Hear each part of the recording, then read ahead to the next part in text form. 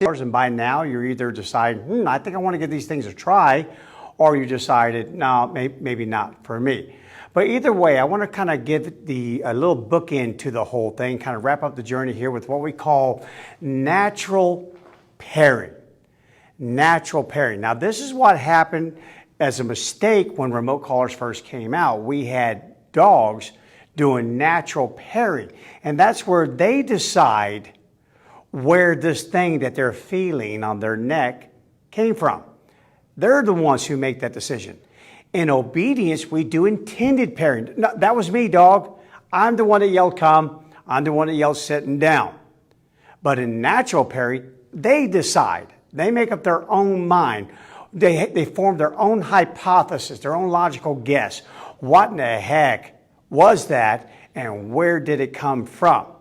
So not an ally when you're teaching obedience, but for sure a wonderful ally when you're trying to have the dog attach what it just felt with the thing that you don't want them touching any longer. So it's awesome for that. Really, really cool because it gets it done. In natural pairing, the biggest thing that you need to understand with that in comparison to intended pairing is you had nothing to do with it. And you have to be very convincing. So for example, you have a dog that counter surfs all the time. So you caught it a few times, you said no, and you corrected the dog off the counter. Maybe using a long leash, maybe just yelling at it, you name it. Now the dog's become pretty savvy. Already, in other words, don't get on the counter when Brian's nearby. But I'm going to be all over that bad boy when I see him back out of the driveway. I hear that garage door shut. I'm all over that counter. You bet they've learned safe versus dangerous.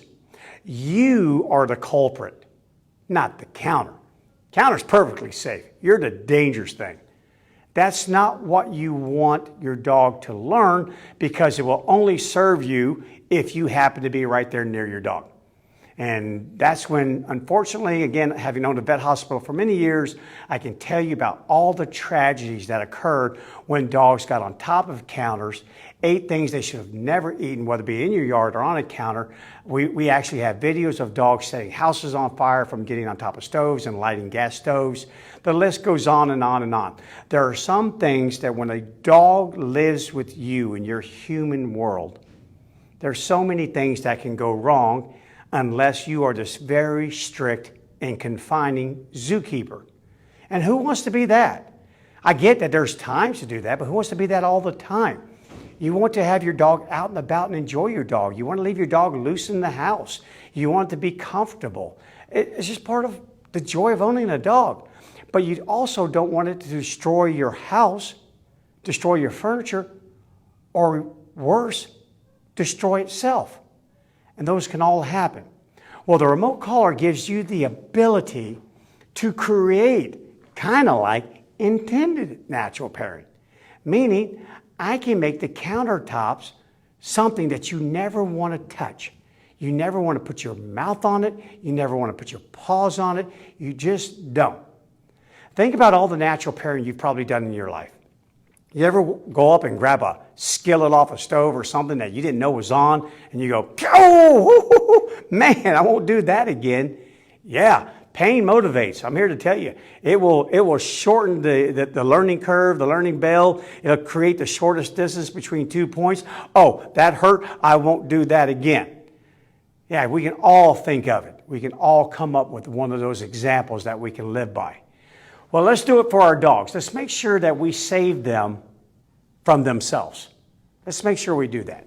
Okay, so to create natural pairing with a remote collar, a couple things. Number one, right off the bat, don't go high. I know you're probably thinking, okay, I just dropped $2,000 on that sofa. I can't allow the dog to bite it like 10 times before it stops. I understand there are some things that require absolute urgency, either from a financial standpoint or for the safety of the animal. But if we're not in that situation, let's just go just a wee bit slow. Maybe the first 1 or 2 times you catch your dog, for example, pause on the counter. We press the button on the remote collar from a distance away from the dog. You're not looking at the dog. Don't say no. Don't say bad dog. I had nothing to do with that. Look away from the dog. Try to just spy on the dog using a security camera, a remote camera, your phones, FaceTime, you name it. There's a lot of ways to watch your dog without your dog knowing that you watch them. And again, these things work through windows, through walls. They work like a cell phone. You can touch the dog from a great distance depending upon the model that you have. But then when you observe Fido putting his paws on that counter, that's it. Paws off the counter. But don't go full bore right off the bat. Let the animal kind of teach you if there's no super emergency, no super urgency associated with life-threatening behaviors. If you don't have that, it's just more of a nuisance. Then don't go full blast.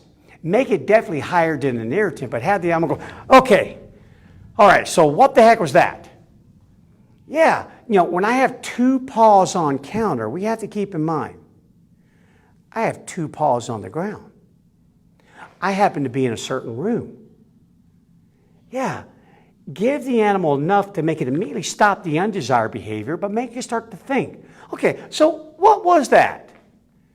Was it this floor? Was it this room? Yeah, what was it? If the paws themselves actually touched something hot, then they would think it was that thing that they touched with their paws. But because they're feeling this around their necks, they may not connect the dots the very first time. So now again, we wait. We observe. Dog puts his paws on the counter again. A little bit higher. Okay, typically 2 is all most dogs need. At the most 3. They get it. It's elimination of possibilities. It's a common denominator. My paws on that counter instantly cause me to feel something uncomfortable. And of course, the higher you go on this, the faster they'll solve that. But again, you also run the risk that they could pair it inadvertently with something else nearby. And we don't want that. Pair it with the countertop. So again, when you have the ability, when it's not a super life-threatening emergency, step up the intensity of the remote collar. 1, 2, boom. By the 3rd one, you're cleared to go to whatever level is immediately necessary to stop the undesired behavior, promote the desired behavior. And the beautiful thing about that, you allow the animal to learn how to make mistakes successfully. And that is key to all training, because life will force you to make a mistake. But having made it before and having survived the outcome, or having switched the whole thing around to where there's an actual benefit from it, that's the key. It's the key to human learning. It's the key to dog learning. We don't shelter them from mistakes. Oh no. We set you up. We allow you to make a mistake. But now when you let go of that, you get off that counter, you remove your mouth from that sofa, you drop that harmful object, you learn. No different than when a wolf learns. I bite a porcupine, ow! It doesn't do it again. It didn't kill the wolf, so allowed it to learn that mistake successfully. And we say successfully, they don't keep making that mistake. And that's what this is all about. This is all about natural pairing. I had nothing to do with it. Try not to even look at the dog when you press the button. You see it get on the counter, yep, there it is, and turn your back, boom. Dog comes running over to you. Your attitude should be, the dog's going, man, something just got me really bad in there. He should be, really? Nah, didn't happen to me. Just blow it off. No big deal. Let it go. And trust me, this works. This works. All of our dogs, for all these years, have been able to roam our house without our supervision. I could lay a steak on my countertop and no dog is touching that steak. No dog is grabbing that bag of Baker's chocolate, which can kill it within minutes. I don't have to worry about it. So now I have a free animal, a happy animal, but I don't have to worry about coming home to a dead animal. And I definitely don't have to worry about coming home to an animal who's destroyed my home, because now I want to kill it. That's what we all think anyway. So the remote collar system, if you only used it for one thing, if you did not want to use it for obedience, man, this is a lifesaver. It truly is. It's a lifesaver. So what do you want your dog to feel? A little stimulus from this darn thing. Ow, okay. Or do you want it to ingest that bottle of pills that you left on that counter? Do you want it to chew the rug that has cords in it? And now just swallowed 100 feet of cord. And you have to go into the intestines and cut. And then 6 inches further in the intestines, cut again. And then cut the string. And then pull out 6 inches of string. And you do this over and over and over again for a 7-hour-long surgery. And you pray that the animal will survive that. Most of them don't. So pick it. So those of you who think, oh, I would never put a remote collar on my dog. Well, I've seen you at my vet hospital. I've seen you there. And every single one of them go, I wish I had done this. So think about it. Again, when you're educated, you get to make educated decisions. But natural pairing, the big key behind it, other than obedience training, is I had nothing to do with this. It was that darn counter. It was that sofa. It was that flower bed. It was that shoe. It was not me. We step it up if it's not an emergency. So, for example, I don't know, just throw it out there, level 10, 20, 30, whatever. And then once you find the level that works for one particular thing like that countertop, apply that level to subsequent things. That sofa, that flower bed, you name it. Say nothing, try not to watch the dog, convince the dog. I've had dogs so smart, I had to get in the car and drive down the street, park the car, and observe them to convince them. I had nothing to do with that because I wasn't even home. And it worked. Yeah, you bet. I've owned a few smart dogs in my day. And then guys, that's what all training is about. Training for you in your life, training for your dog, is learning how to make mistakes successfully. Okay, that brings us to a conclusion to my series on remote training collar fundamentals. If you guys have any questions, send them to me.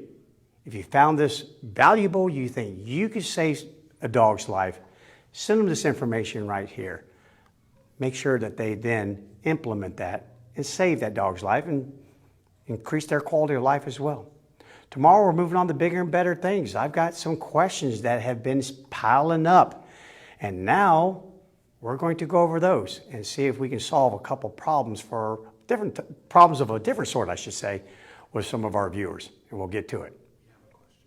Oh, you have a question? We have a question, Joshua. Joshua's filming. We have a question. Shoot to me now. Somebody asked, will you ever do a remote collar video on reactivity? Yes. So the question was asked, will I ever do a remote collar video on reactivity with dogs? You bet. But before I do that, I want to cover a little foundation first about what causes reactivity. Why would we use a remote collar with a reactive dog? What is the goal of using the remote collar? So let me cover that ground first. That'll probably take me 2 videos to get that thing done. And once I do, you bet, I'm going to cover a lot of behaviors that can be solved using a remote collar. So count on. Thank you so much for that question. We'll make sure that we write this thing down. I already had it planned, but I'll make sure I don't forget it. Okay, guys, enjoy your weekend. I'll be checking in with you guys tomorrow, though, so tune in for the next video as I answer a few questions come tomorrow. Take care.